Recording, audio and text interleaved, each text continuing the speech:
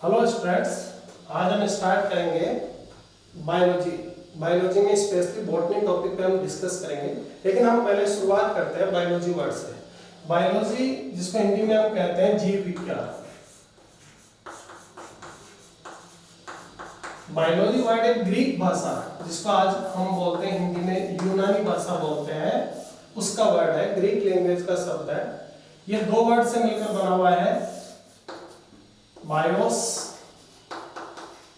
And logos. BIOS which meaning, BIOS का अर्थ होता है सजीव और लोगोस का अर्थ होता है टू स्टडी, या हम हिंदी में बोले तो अध्ययन करना। तो बायोलॉजी शब्द का वर्ड मीनिंग हो गया सजीवों का अध्ययन करना। अब प्रश्न उठता है कि सजीव कौन। इससे पहले हम इस टर्म के बारे में एक चर्चा और कर लेते हैं।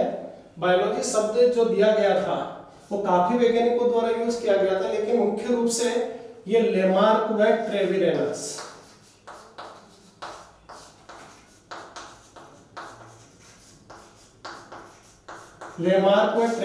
द्वारा यूज किया गया था। तो हम कह सकते हैं बायोलॉजी शब्द लेमार्क व ट्रेविरेनस द्वारा दिया गया। अरस्तु, जिसको हम इंग्लिश में एरिस्टोटल लिखते हैं, अरस्तु को हम फादर ऑफ बायोलॉजी के नाम से जानते हैं, जिसको हिंदी में बोल सकते हैं हम जीव विज्ञान के जनक। तो दो यहाँ पर वैज्ञानिकों के नाम महत्वपूर्ण हो गए, एक लेमार्क व ट्रेविरेनस जिनको हम जानते हैं कि वो उन्होंने बायोलॉजी वर्ड या टर्म दी थी। दूसरा प्रमुख वैज्ञानिक हो गए अरस्तु, जिनको हम जीव विज्ञान के जनक कहते हैं। अब जब हम जीव विज्ञान शब्द की बात करें जिसका अर्थ निकल के आया सजीवों का अध्ययन करना, तो यहाँ पर एक प्रश्न उठता है कि सजीव कौन है। सजीव शब्द पे चर्चा करें, लिविंग शब्द पे चर्चा करें, तो हम देखते हैं कि हम जनरली कई भाषा में कई बार बोलते हैं कि जो वृद्धि करते हैं, जो गति करते हैं, या फिर हम बोले तो जो जनन करते हैं, उनको हम सजीव कहते हैं। लेकिन मुख्य रूप से बायोलॉजी के हिसाब से सजीव कौन हुआ, लिविंग कौन हुआ। एक बैक्टीरिया जिसको भी हम लिविंग कह रहे हैं, सजीव कह रहे हैं, एक पादप जिसको भी हम सजीव कह रहे हैं, एक जंतु जिसे भी हम सजीव कह रहे हैं। तो इनमें सजीव में कॉमन चीज क्या हुई। तो सजीवों की अगर हम कॉमन चीज ढूंढे तो एक वर्ड निकल के आता है जिसको बोलते हैं उपापचयी क्रियाएं, मेटाबॉलिक रिएक्शंस। हम कह सकते हैं कि सजीव वे हैं जो उपापचयी क्रियाएं करते हैं। उपापचयी क्रियाओं में सब सम्मिलित हो गए, जैसे कि जनन, वृद्धि, श्वसन, ये सारे शब्द एक साथ सम्मिलित हो जाते हैं एक ही वर्ड में, जिसको कहा जाता है उपापचयी क्रियाएं। तो हमारी यहाँ पर एक परिभाषा तैयार हो जाती है कि सजीव वे हैं जो उपापचयी क्रियाएं करते हैं। अब उपापचयी क्रियाएं सजीवों में होती कहां पर है, जैसे कि हम देखते हैं कि इस कुछ शब्द उपापचयी क्रियाओं के लिखे हुए हैं, तो ये सजीवों में होती कहां पर है। हम जानते हैं कि ज्यादातर जीव बहुकोशिकीय हैं, लेकिन बहुत सारे जीव ऐसे भी हैं जो एक कोशिकीय होते हैं, जैसे कि बैक्टीरिया है, अमीबा है, यूग्लिना है, पैरामीशियम है। ये बहुत सारे जीव ऐसे हैं जो एक कोशिकीय हैं। अब हम उनको भी सजीव मान रहे हैं, वो भी उपापचयी क्रियाएं कर रहे हैं, तो उनमें उपापचयी क्रियाएं कहां पर होती है।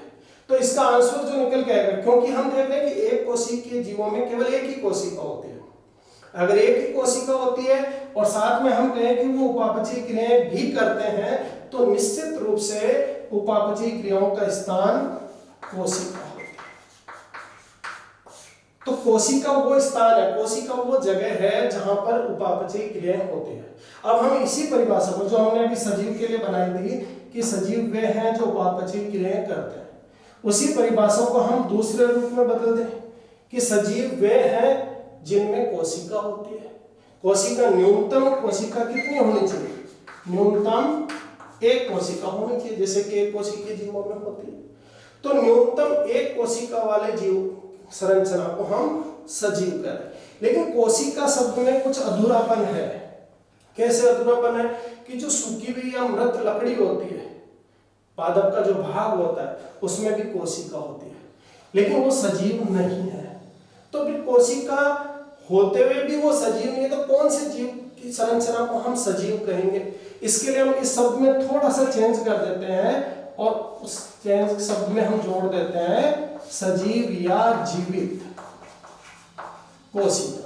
अब हमारी परिभाषा अच्छे से तैयार हो गई कि सजीव वे हैं जिनमें न्यूनतम एक जीवित कोशिका होती है, और सजीवों का अध्ययन जिस विज्ञान में किया जाता है उस विज्ञान को हम बायोलॉजी या जीव विज्ञान कहते हैं। तो प्रत्येक सजीव की अनिवार्य स्थिति होगी कि न्यूनतम एक जीवित कोशिका, उससे ज्यादा हो सकती है, लेकिन न्यूनतम एक जीवित कोशिका होनी चाहिए। अब जीवित कोशिका से क्या मतलब है यहाँ पे कि कौन सी कोशिका जीवित होती है और कौन सी कोशिका मृत होती है। एक जीवित कोशिका और एक मृत कोशिका में डिफरेंस क्या होता है? तो हम देखते हैं कि एक जीवित कोशिका और एक मृत कोशिका में जो अनिवार्य रूप से डिफरेंस होगा, और सब चीजों का हो या नहीं हो, लेकिन इन दो चीजों का जरूर होगा। वो दो चीजें हैं जीव द्रव्य और प्लाज्मा झिल्ली, जिसको कोशिका झिल्ली भी कहा जाता है। ये दो संरचनाएं ऐसी है जो एक जीवित कोशिका और मृत कोशिका में भेद करती है। अगर एक जीवित कोशिका है तो अनिवार्य रूप से उसमें जीव द्रव्य होगा, अनिवार्य रूप से उसमें प्लाज्मा झिल्ली होगी, भले ही उसमें केंद्रक हो या नहीं हो। अगर कोशिकांग जैसे माइटोकॉन्ड्रिया, हरित लवक हो या नहीं हो, लेकिन अनिवार्य रूप से उसमें जीव द्रव्य और प्लाज्मा झिल्ली होती है। तो हम कह सकते हैं कि बायोलॉजी सजीवों का अध्ययन, सजीव वे हैं जो उपापचयी क्रियाएं करते हैं। उपापचयी क्रियाएं कोशिका में होती है, लेकिन कौन सी कोशिका में होती है? जीवित कोशिका में, जिसमें जीव द्रव्य होता है, प्लाज्मा झिल्ली अनिवार्य रूप से होती है ऐसे जीवों में। तो हम निश्चित रूप से ये मान सकते हैं कि सजीवों की जो पहचान होती है वो उनकी एक जीवित कोशिका होती है। तो हमारी अभी तक की परिभाषा के हिसाब से ये निकल के आया कि सजीव वे हैं जिनमें न्यूनतम एक जीवित कोशिका होती है।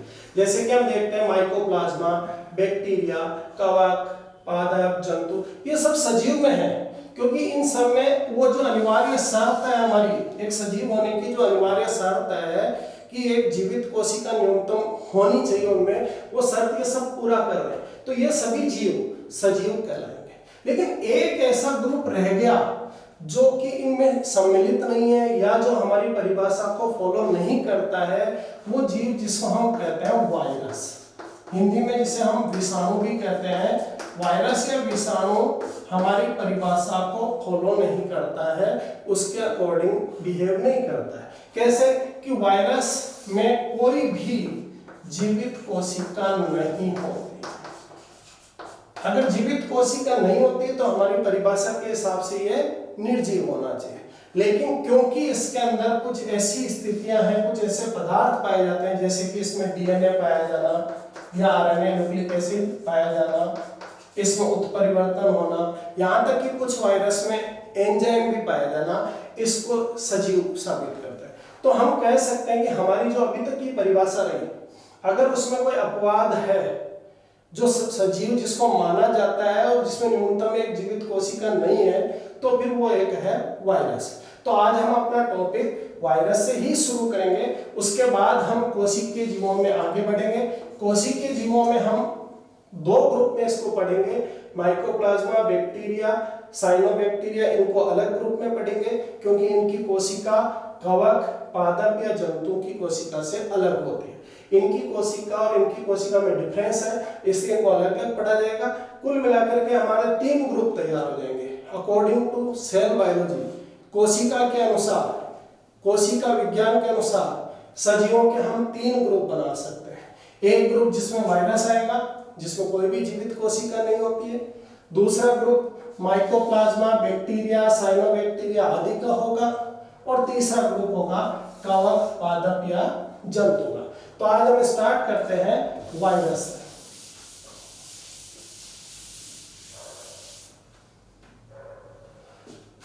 वायरस, जिसको हिंदी में विषाणु कहा जाता है, जिसका हिंदी अर्थ भी विष अणु, जहरीला अणु होता है।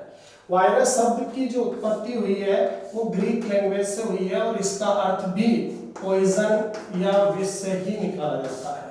तो विष अणु या विषाणु इनको कहा जाता है, क्योंकि अधिकांश वायरस हमने देखे हैं कि अधिकांश वायरस रोग फैलाते हैं। रोग फैलाते हैं तो इसलिए इनके शब्द का विष शब्द जोड़ा गया, विषाणु शब्द इनको तैयार किया गया।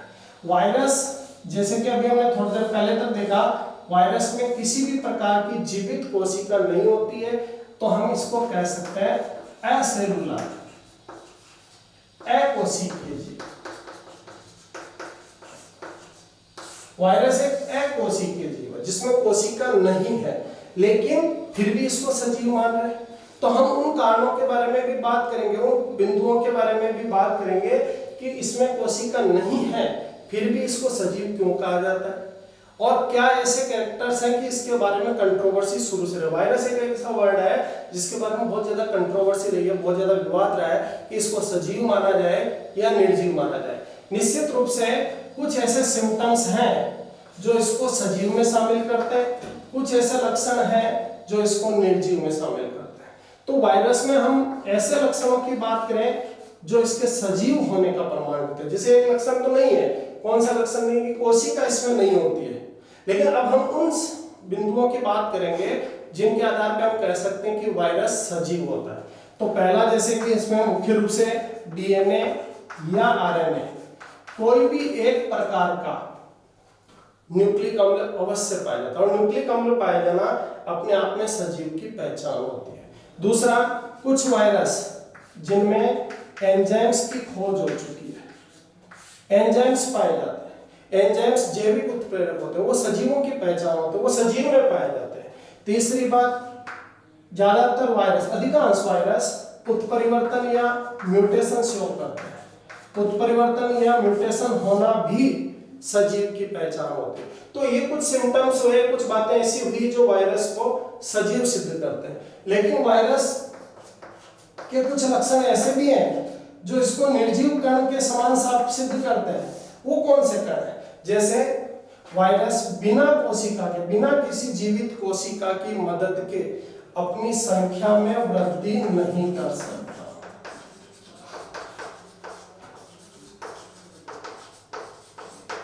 अपनी संख्या में वृद्धि नहीं कर सकता। इसको अगर अपनी संख्या में वृद्धि करना है तो निश्चित रूप से किसी न किसी दूसरी जीवित कोशिका की आवश्यकता होगी। अकेले रहकर के ये अपनी संख्या में वृद्धि नहीं कर सकता।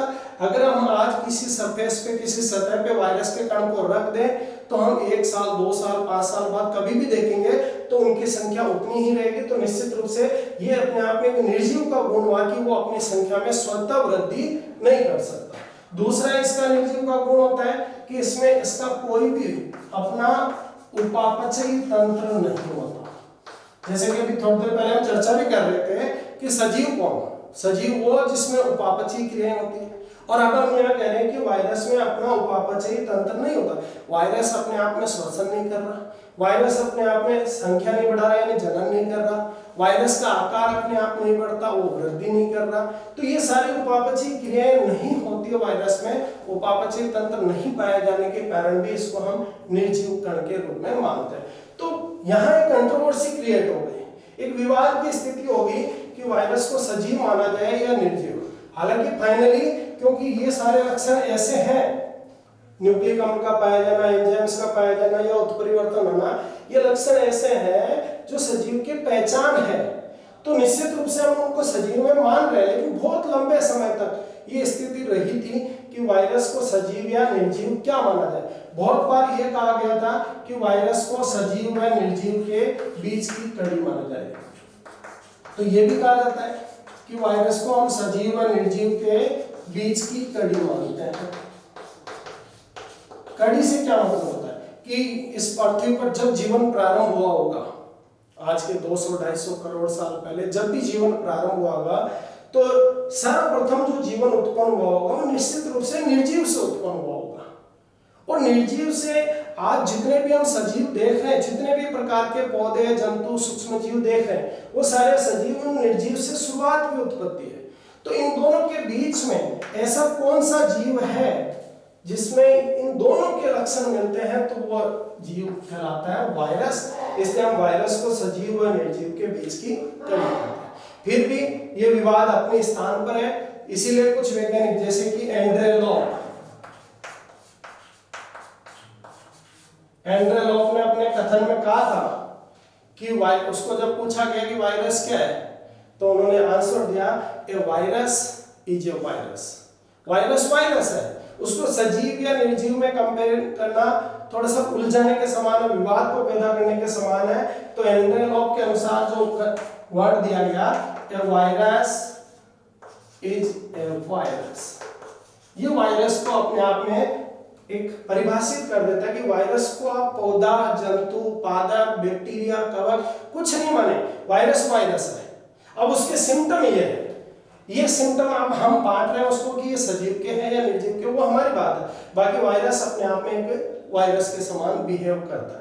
तो वायरस के जो दोनों लक्षणों की हमने चर्चा की, हमने देखा कि जो निर्जीव का पहला कैरेक्टर हमने लिखा, वो लिखा कि वायरस अपनी संख्या में स्वतः अपने आप वृद्धि नहीं कर सकता।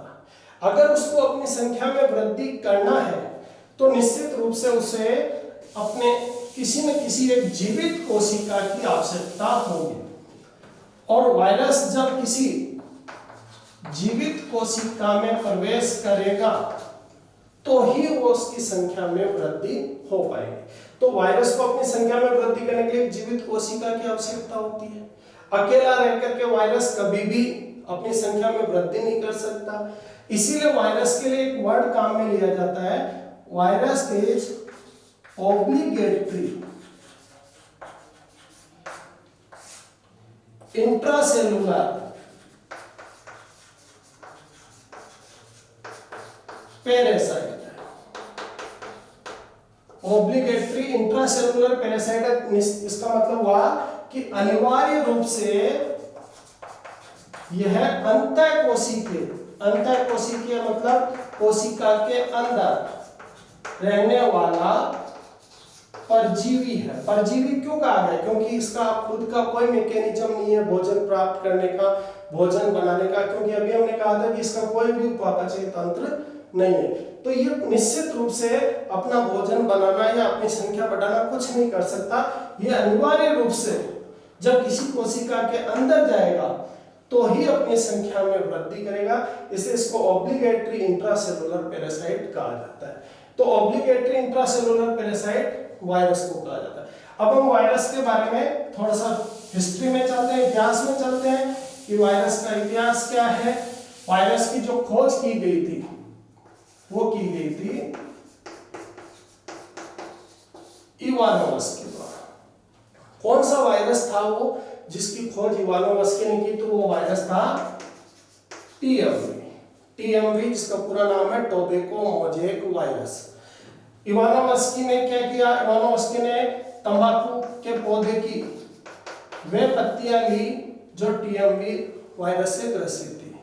उन पत्तियों का रस निकाला, उस रस को ऐसे फिल्टर से, ऐसी छलनी से छाना जिसमें से बैक्टीरिया बाहर नहीं निकल सकते, यानी ऐसी छलनी जो बैक्टीरिया को रोक सकती है।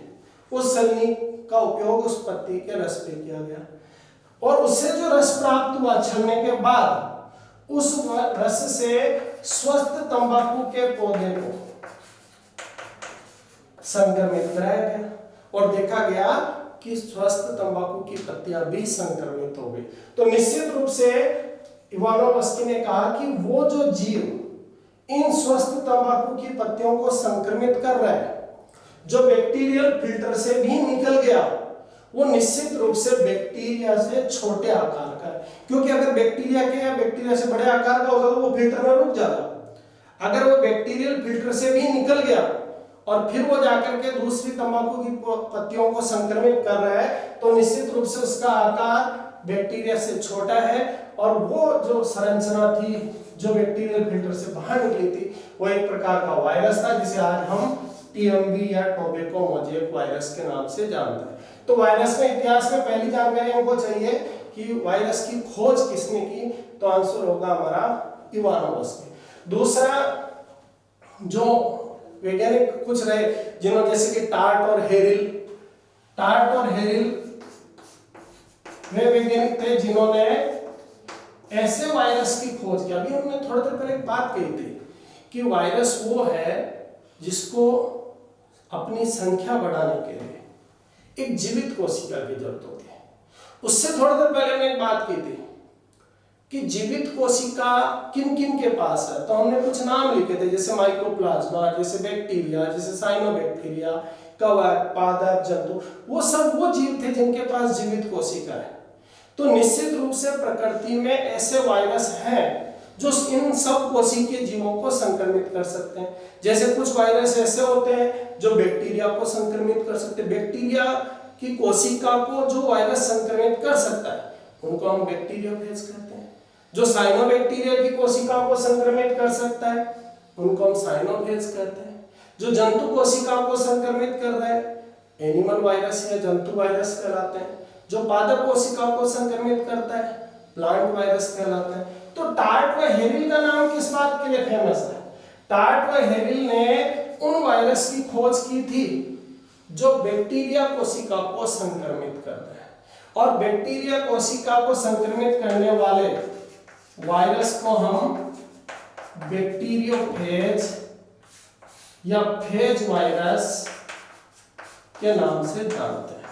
तो फेज वायरस या बैक्टीरियोफेज कभी भी शब्द आए, ये प्रश्न आता है कई बार एग्जाम में कि बैक्टीरियोफेज क्या है, तो जल्दबाजी में हमारा आंसर हो जाता है बैक्टीरिया, जबकि बैक्टीरियोफेज बैक्टीरिया न होकर के वायरस है जो कि बैक्टीरिया की कोशिका को संक्रमित करता है। और बैक्टीरियोफेज की खोज सबसे पहले टार्ट व हेरिल द्वारा की गई थी। तो ये हमारी बात हुई कुछ इस बारे में, इतिहास के बारे में, वायरस का इतिहास, इवानोव्स्की जिन्होंने खोज की थी, टार्ट व हेरिल जिन्होंने बैक्टीरियोफेज की खोज की थी। अब हम बात करेंगे एक वायरस के सामान्य लक्षणों के। सामान्य लक्षण कौन कौन से होते हैं वायरस के?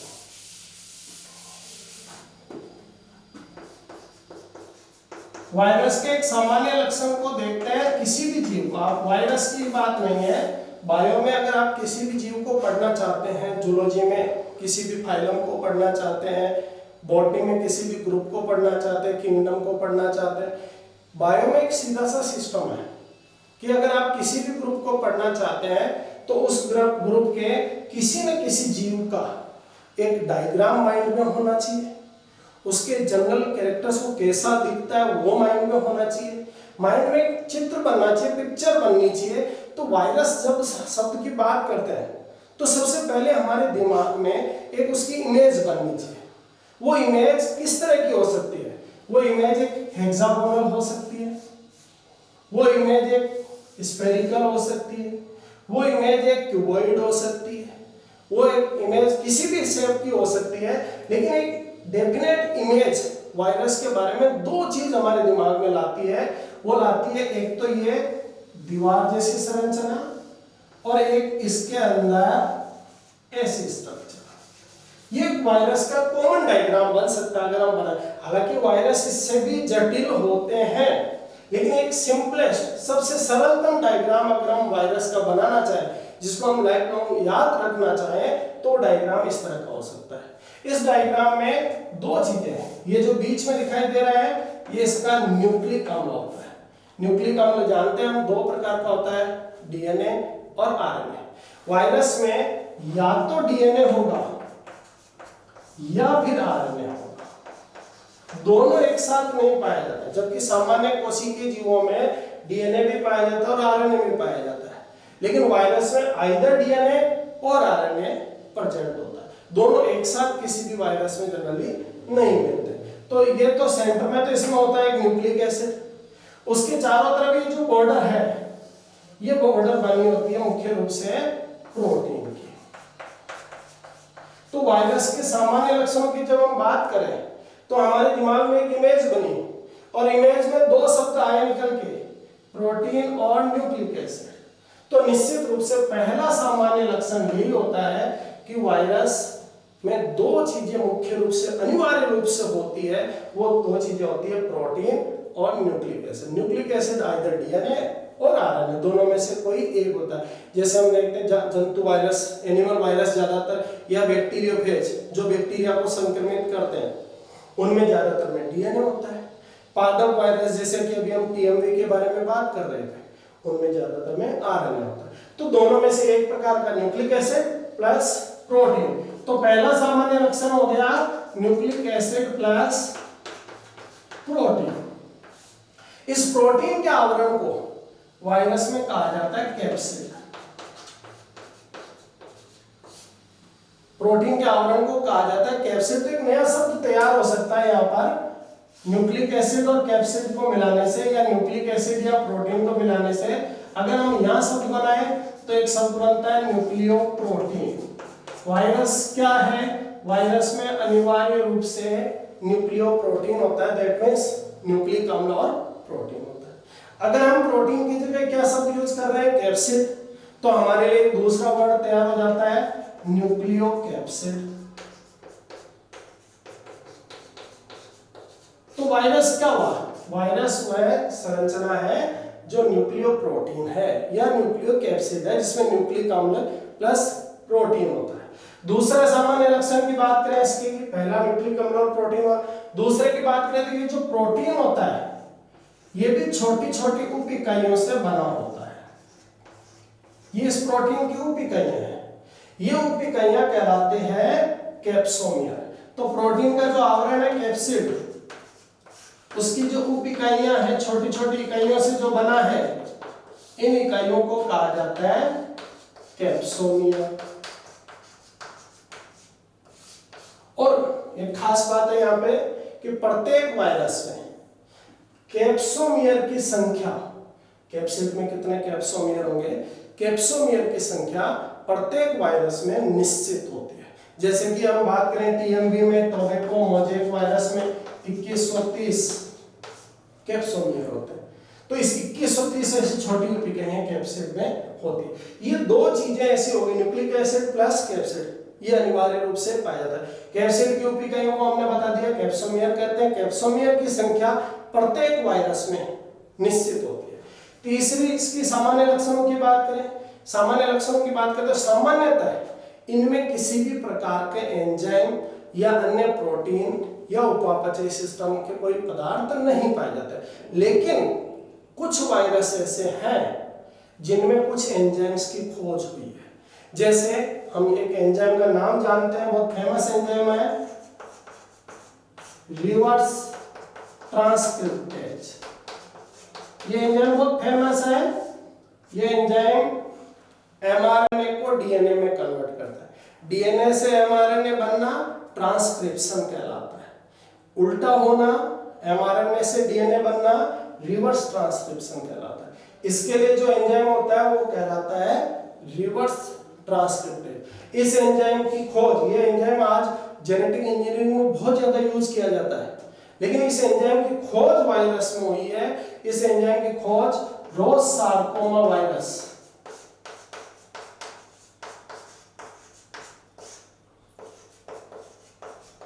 रोज सार्कोमा वायरस में की गई। तो हम कह सकते हैं कि कुछ वायरस ऐसे हैं जिनमें न्यूक्लिक अम्ल और प्रोटीन के अतिरिक्त कुछ एंजाइम भी पाए जाते हैं। ऐसे वायरस, यहाँ पर एक शब्द बताते हैं हम, ऐसे वायरस जिनमें रिवर्स ट्रांसक्रिप्टेज एंजाइम पाया जाता है, ऐसे वायरस के लिए हम एक वर्ड यूज करते हैं रिट्रोवायरस।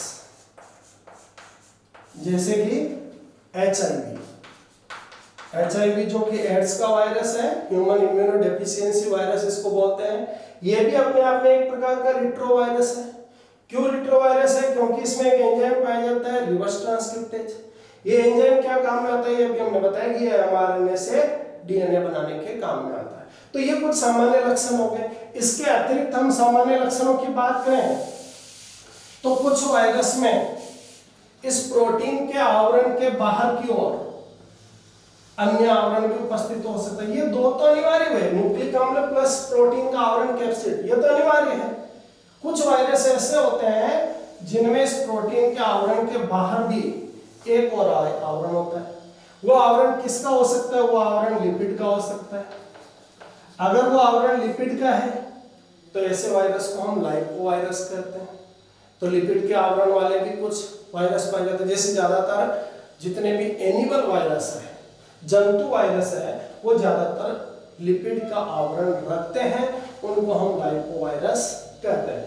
ये आवरण दूसरे किसी पदार्थ का, जैसे कि ग्लाइकोप्रोटीन का हो सकता है, ग्लाइकोप्रोटीन का आवरण भी हो सकता है, जैसे कि एचआईवी में, जैसे कि कोरोना वायरस में इनमें वायरस के ऊपर प्रोटीन के कैप्सिड के ऊपर ग्लाइकोप्रोटीन का आवरण पाया जाता है। तो ये सामान्य लक्षण ऐसे हैं जो सब वायरस में तो नहीं है, लेकिन फिर भी कुछ वायरस में पाया जाता है। तो अभी तक हमने कहा कि वायरस में क्या क्या हो सकता है। एक वायरस में न्यूक्लिक एसिड होता है, अनिवार्य रूप से होता है। एक वायरस में प्रोटीन का आवरण होता है, अनिवार्य रूप से होता है। लेकिन एक वायरस में एंजाइम पाया जाना कुछ वायरस की पहचान है। एक वायरस में प्रोटीन के बाहर भी किसी चीज का आवरण पाया जाना कुछ वायरस की पहचान है। वायरस का अपना कोई उपापचयी तंत्र नहीं होता, ये भी इसका एक सामान्य लक्षण है। इस बारे में हम पहले चर्चा कर चुके हैं। उपापचयी तंत्र का मतलब इसमें किसी भी प्रकार की उपापचयी क्रिया करने के लिए, चाहे वो पाचन हो, चाहे श्वसन हो, चाहे उत्सर्जन हो, इसको कार्य करने के लिए किसी भी प्रकार का सिस्टम नहीं पाया जाता। तो यह उपापचयी तंत्र की अनुपस्थित होता है वायरस के अंदर, यह भी एक सामान्य लक्षण होता है। अब चले बात करें अगले सामान्य लक्षण की। अगले सामान्य लक्षण की बात करें तो वायरस की साइज क्या होती है, आकार।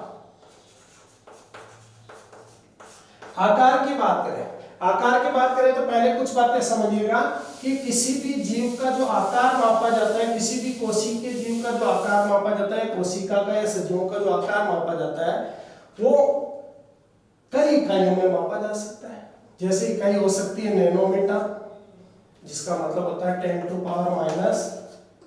मीटर। वो इकाई हो सकती है माइक्रोमीटर, जिसका मीनिंग होता है 10⁻⁻6 मीटर। वो इकाई हो सकती है मिलीमीटर, जिसका अर्थ होता है 10⁻³ मीटर। ये हम इधर से इधर चले तो ये आकार छोटा होता जाता है। और जनरली ये देखा जाता है कि जैसे पादप है, जंतु है, इनकी जो कोशिकाएं होती है वो इसके और इसके बीच की होती है, mm और μm के बीच की, यानी mm के आसपास होती है। बैक्टीरिया की जो कोशिका होती है वो जनरली μm के आसपास होती है। यानी हम कह सकते हैं कि एक पादप कोशिका जो कि mm के पास होती है, उसकी कंपेयर में बैक्टीरिया की कोशिका जो μm के पास होती है, जिसका नाम μm में चलता है, वो सामान्यतः उससे छोटी होती है। और एक वायरस का जो आकार मापा जाता है वो नैनोमीटर में मापा जाता है। तो नैनोमीटर तो माइक्रोमीटर से भी छोटी इकाई हो गई। तो निश्चित रूप से वायरस का आकार एक बैक्टीरिया जो कि सामान्य पादप और जंतु कोशिका से छोटा है, उससे भी छोटा आकार एक वायरस का होता है। तो वायरस का आकार मापने के लिए हम इकाई का यूज करते हैं नैनोमीटर। पहले पुराने समय में एक अलग यूनिट यूज की जाती है एंगस्ट्रॉम। एंगस्ट्रॉम का अर्थ होता था 10⁻⁻10 मीटर। लेकिन आजकल वर्तमान में इस यूनिट के बजाय इंटरनेशनल जो यूनिट है, अंतरराष्ट्रीय जो यूनिट है, वो नैनोमीटर होते हैं। तो एंगस्ट्रॉम के बजाय हम नैनोमीटर का यूज करते हैं। एक वायरस का सामान्य आकार कितना होता है? एक वायरस का सामान्य आकार 20 से 300 नैनोमीटर के बीच का होता है। हालांकि कुछ इसमें अपवाद भी मिलेंगे, ये सामान्य आकार है, इनके बीच की रेंज में वायरस मिलता है। जैसे कुछ अपवाद की बात करें तो एक वायरस होता है काउपॉक्स वायरस। इसका आकार लगभग 500 नैनोमीटर का होता है, तो ये बड़े वायरस में आ जाता है। कुछ वायरस ऐसे जैसे कि अल्फा वायरस, इनका आकार 17 नैनोमीटर ही होता है, तो ये उनसे भी छोटे आकार में आ गए।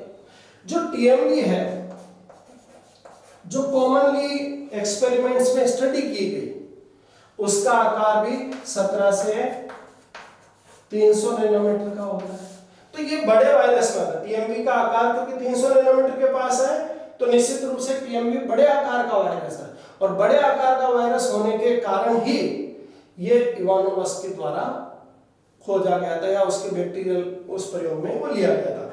तो वायरस के आकार में काफी डिफरेंस मिलेगा, लेकिन एक सामान्य जो रेंज बन सकती है वो बन सकती है 20 से 300 नैनोमीटर। नैनोमीटर का जरूर ध्यान रखें, क्योंकि वायरस का आकार नैनोमीटर में मापा जाता है।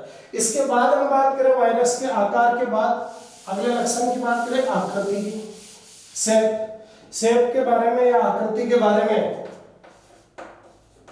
हमने बात की थी कि अभी कुछ समय पहले हमने बताया कि एक वायरस का आकार हेक्सागोनल हो सकता है, एक वायरस का आकार स्फेरिकल हो सकता है, एक वायरस का आकार इस तरह बायोनल हो सकता है। तो आकृति में काफी विभिन्नता मिलती है। कुछ वायरस ऐसे होते हैं जो अपनी आकृति को बदलते हैं, ऐसे वायरस को हम बोलते हैं प्लियोमॉर्फिक।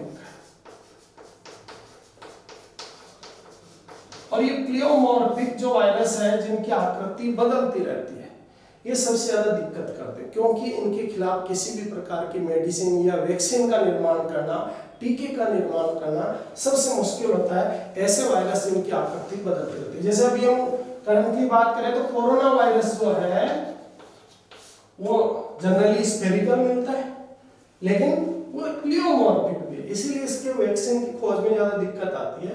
तो ये कुछ कैरेक्टर्स हुए, सामान्य लक्षण हुए, न्यूक्लिक एसिड, प्रोटीन, इसके अलावा कुछ आवरण पाया जाना, आकृति, आकार, ये सामान्य लक्षण होते हैं वायरस के। अब हम वायरस में आगे बढ़े तो एक विशेष टॉपिक पे चर्चा करते हैं कि वायरस में जो न्यूक्लिक एसिड होता है, जो कि अभी हमने कहा था कि either DNA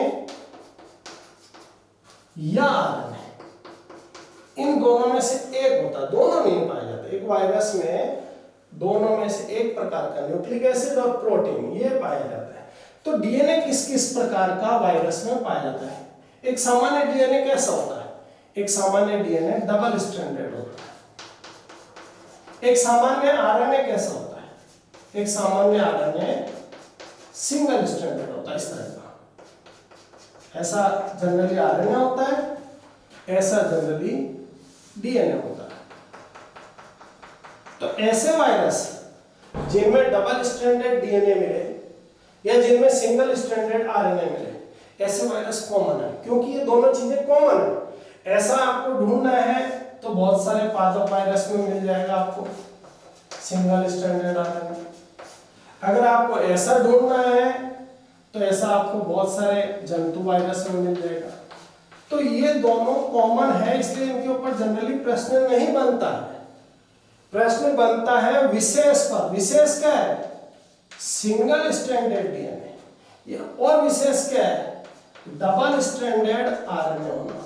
double stranded RNA होना या सिंगल स्ट्रैंडेड डीएनए होना, ये अपने आप में कुछ विशेष बात है। और ये विशेष बात है तो यहाँ पर एग्जाम में प्रश्न तैयार होता है। डबल स्ट्रैंडेड डीएनए के लिए हम अगर ढूंढना चाहें, कि उदाहरण ढूंढना चाहें, तो कुछ बैक्टीरियोफेज हमने पहले भी बताया था, वे वायरस जो बैक्टीरिया की कोशिका को संक्रमित करते हैं उन्हें बैक्टीरियोफेज कहते हैं। कुछ बैक्टीरियोफेज जैसे I*173, M13, ये ऐसे बैक्टीरियोफेज हैं जिनमें आपको सिंगल स्ट्रैंडेड डीएनए मिलेगा। कुछ ऐसे वायरस जिनमें हम डबल स्ट्रैंडेड आरएनए ढूंढना चाहें, तो जैसे कि राइस ड्वार्फ वायरस, इसमें आपको डबल स्ट्रैंडेड आरएनए मिलेगा। वुंड ट्यूमर वायरस,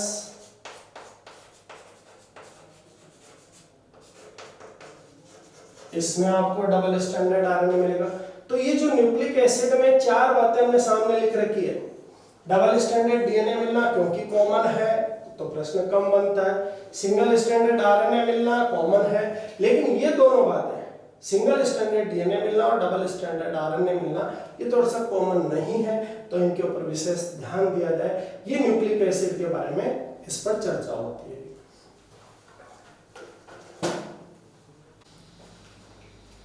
अब हम बात करेंगे वायरस में आगे उसके जीवन चक्र के बारे में, कि वायरस किस प्रकार से कोशिका में प्रवेश करता है, उसकी संख्या में वृद्धि होती है।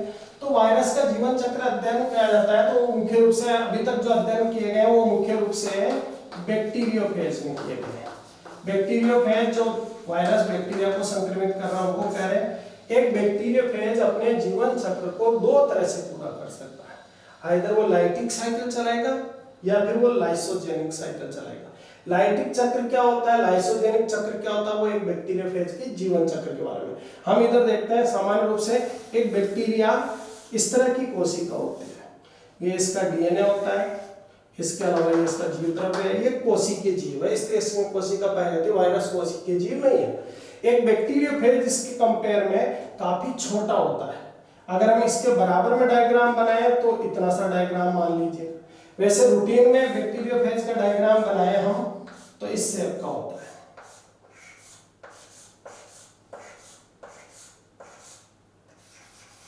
इस शेप का बैक्टीरियोफेज होता है। ये शेप लगती है मेंढक के टेडपोल लार्वा जैसे। मेंढक का लार्वा जो टेडपोल कहलाता है वो इसी तरह का दिखता है। बैक्टीरियोफेज की भी शेप इसी तरह की होती है, इसलिए बैक्टीरियोफेज को कई बार हम टी फेज भी लिखते हैं, टी फॉर टेडपोल। तो अब ये टेडपोल फेज या बैक्टीरियोफेज किस प्रकार से अपना जीवन चक्र करता है। हम लाइटिक साइकिल की बात करें, लाइटिक साइकिल की बात करें तो ये बैक्टीरियोफेज सबसे पहले आकर के किसी बैक्टीरिया की सतह पे एस्टेब्लिश हो जाएगा, आधारित हो जाएगा। उसके बाद इसकी ये जो कॉलर है, ये हिस्सा जो है कॉलर वाला, ये सिकुड़ता है। उससे पहले इसकी ये जो यहाँ पे प्लेट होती है जिसको बेस प्लेट कहा जाता है, बेस प्लेट से एंजाइम स्रावित होता है, उस एंजाइम का नाम है लाइसोजाइम। ये एंजाइम वायरस द्वारा स्रावित होता है और ये बैक्टीरिया की भित्ति को तोड़ता है।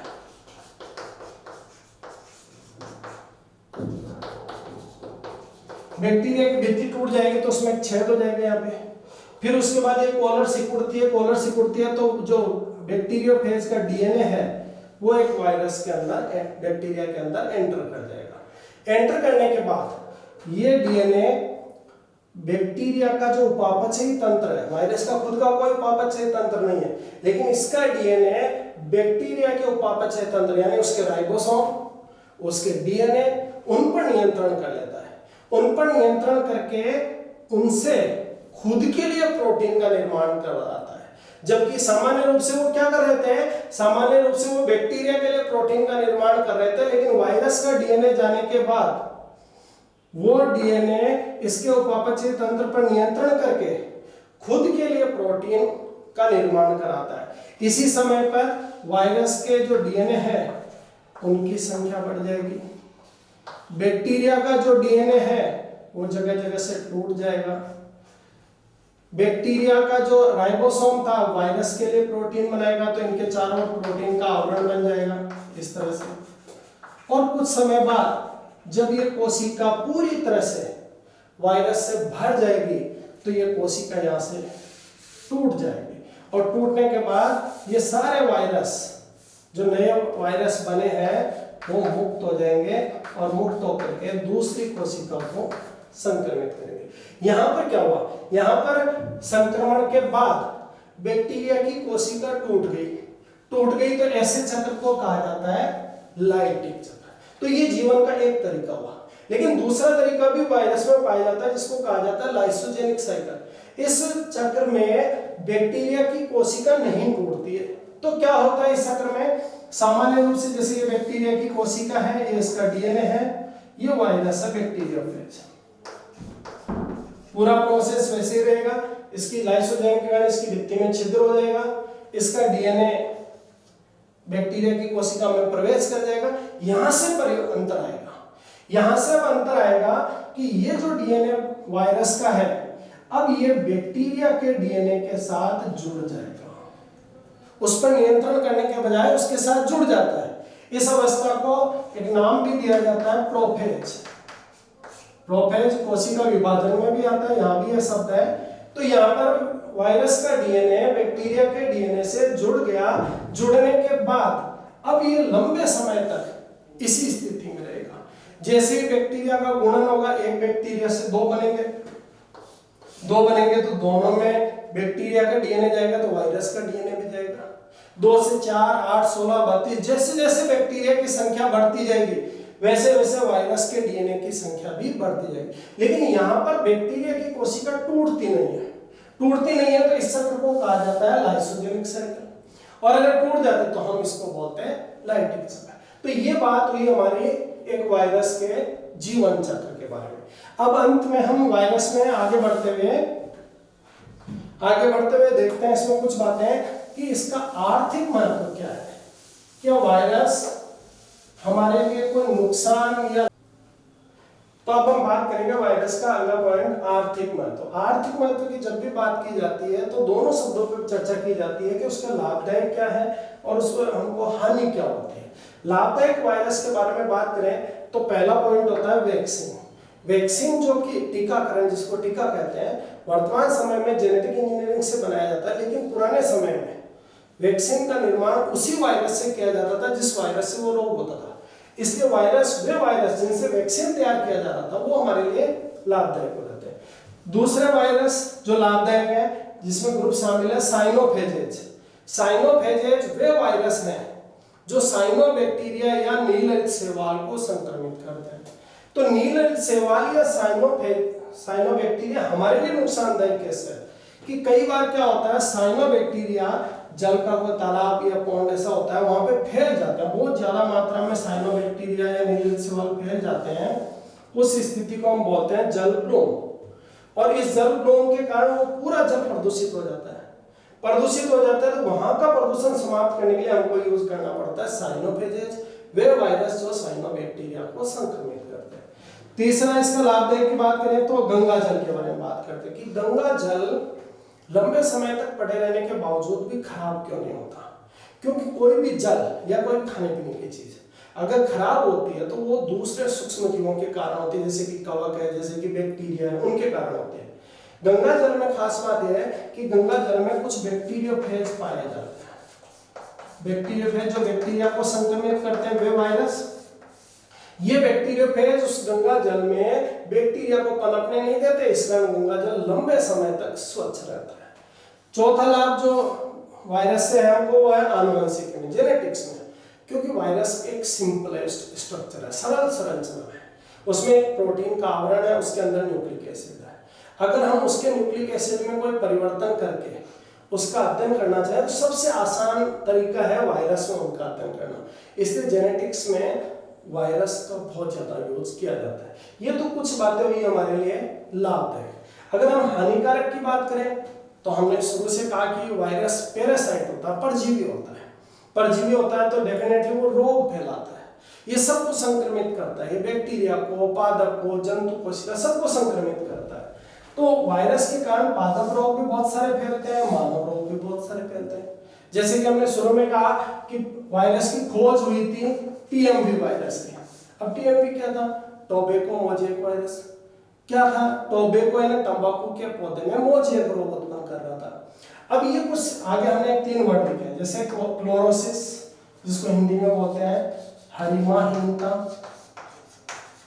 मोजेक, मोजेक का हिंदी वर्ड तो नहीं पर ऐसे संरचना समझ सकते हैं आप, धब्बेदार, नेक्रोसिस हिंदी में बोलते हैं उत्तक से।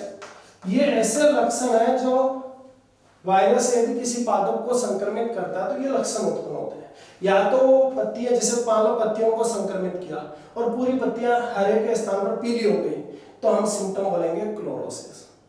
अगर पूरी पत्ती नहीं हुई और उसमें जगह जगह पर इस तरह से धब्बे बन गए पीले तो हम उस सिम्टम को या उस लक्षण को बोलेंगे मोजेक।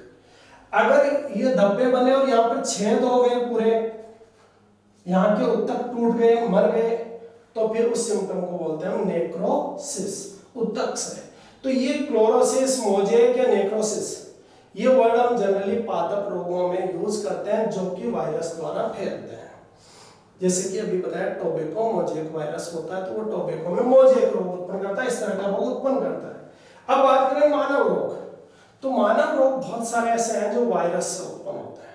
कुछ प्रमुख वायरस जो कि मानव रोग उत्पन्न करते हैं वो कुछ प्रमुख कौन कौन से हैं, जैसे कि हम बात करें एड्स, ये एक रोग, एक्वायर्ड इम्यूनोडेफिशिएंसी सिंड्रोम, जिसकी खोज मॉन्टेग्नियर द्वारा की गई थी। ये HIV वायरस के कारण होता है, ह्यूमन इम्यूनोडेफिशिएंसी वायरस।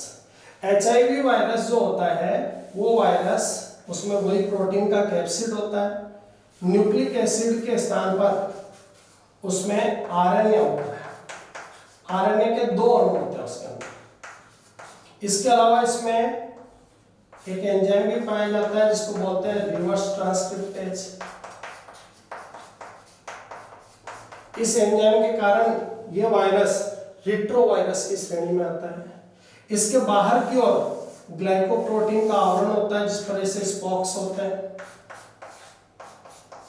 ये स्पॉक्स इसकी परपोषी कोशिका को पहचानने का काम करते हैं। एचआईवी की परपोषी कोशिका कौन सी है मानव में? मानव में जो रक्त में लिम्फोसाइट्स पाई जाती है, लिम्फोसाइट्स कौन सी कोशिकाएं होती है? लिम्फोसाइट्स होती है WBC में, श्वेत रुधिर कणिकाओं में एक कोशिका होती है लिम्फोसाइट्स।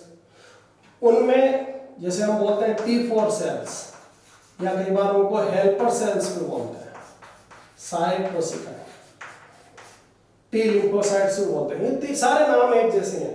आप WBC में लिम्फोसाइट्स बोलिए, T लिम्फोसाइट्स बोलिए, T4 सेल्स बोलिए, हेल्पर सेल्स बोलिए, इनको संक्रमित करने का कार्य एचआईवी वायरस का होता है। तो मानव में वायरस द्वारा जनित रोगों में हम बात करें तो एक रोग हमारे सामने आया निकल के एचआईवी। इसके अलावा और कौन से रोग हैं जो वायरस जनित है और मानव में फैल रहे हैं? तो दूसरा रोग है स्वाइन फ्लू। यह भी एक वायरस जनित रोग है। स्वाइन फ्लू का वायरस सामान्य इन्फ्लुएंजा वायरस जैसा होता है।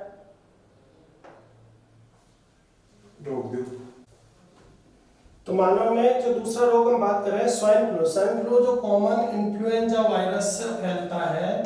इन्फ्लुएंजा वायरस का H1N1 ये वायरस का नाम है। ये इनके अंदर उपस्थित एंटीजन पर डिपेंड करता है, एक H की और एक N की। एंटीजन होता है तो उसको H1N1 कहा जाता है, इसी तरह बर्ड फ्लू को H5N1 कहा जाता है। तो दूसरा रोग हो गया मानव में जो वायरस जनित है वो स्वाइन फ्लू। इसके अलावा जैसे देखें तो डेंगू, चिकनगुनिया,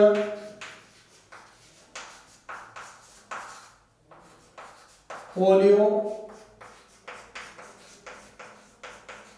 हेपेटाइटिस, इसके अलावा स्मॉल पॉक्स, चिकन पॉक्स, ये ऐसे मिजल्स, ये वायरस जनित रोग होते हैं। और करंट में जो कोरोना है वो भी एक प्रकार का वायरस जनित रोग है। तो ये हमारी कुछ बातें हुई जो आर्थिक महत्व में, हानिकारक आर्थिक महत्वों के बारे में बात चल रही थी, जिसमें मानव रोग के बारे में बात हुई। तो वायरस मुख्य रूप से हानिकारक है जो कि पादप और जंतु मनुष्य में दोनों में रोग फैलाते हैं। इसके अलावा वायरस जंतुओं में जो कि मवेशी है इनमें भी रोग फैलाते हैं, बहुत सारे रोग होते हैं। ये इनके आर्थिक महत्व के बारे में बात होती है। अब हम वायरस में अंत में बढ़ते बढ़ते हम एक दो शब्दों के बारे में और चर्चा कर लेते हैं।